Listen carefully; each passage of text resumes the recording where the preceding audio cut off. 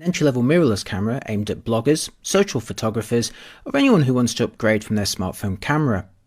It has a 16 megapixel 4/3 sensor, 4K video, built-in stabilization, a tilting touchscreen and Wi-Fi with Bluetooth. The Epl9 is available in white, black or brown finishes. Here's the black version. And now here's the brown version. As for the white version, well, you'll see that throughout the rest of this video. The Epl9 is the successor to the Epl8 seen here to its right. Olympus has maintained the stylish design from that model but boosted the grip on the front to make it much more comfortable in your hands. In the corner, Olympus has squeezed in a pop-up flash rather than forcing you to use the slide-on accessory that came with the Epl8. There's still a hot shoe on the top, although it no longer works with the optional viewfinder accessory.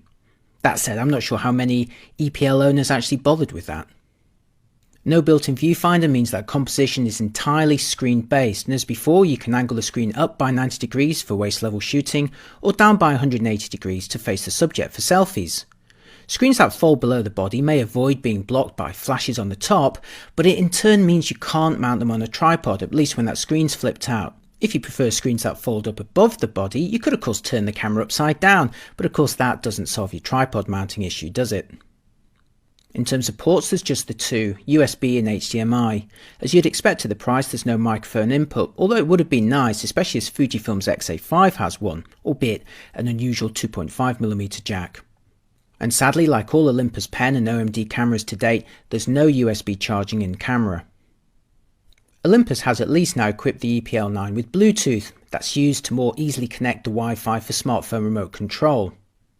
The Epl9 inherits the AP or Advanced Photography mode first seen on the EM10 Mark III.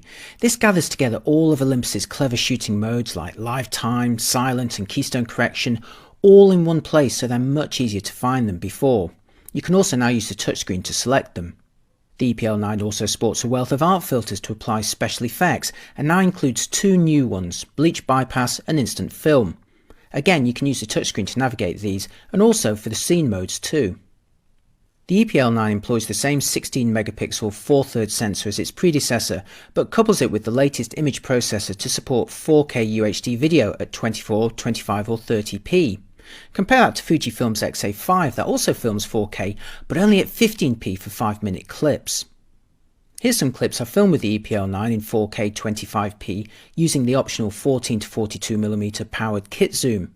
You can see the camera's built-in stabilization in action here, as well as the powered zoom of the lens. As before, you can tap the screen to pull focus while filming, but as a contrast-based system it can't help but overshoot a little to confirm. As you know, the Epl9 is also aimed at vloggers, so I gave that a whirl too.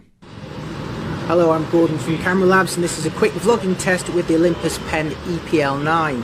The Epl9 shares a great deal with the Epl8, same 16 megapixel sensor, although it can now film videos in 4K, so that's what I'm doing now at 25p.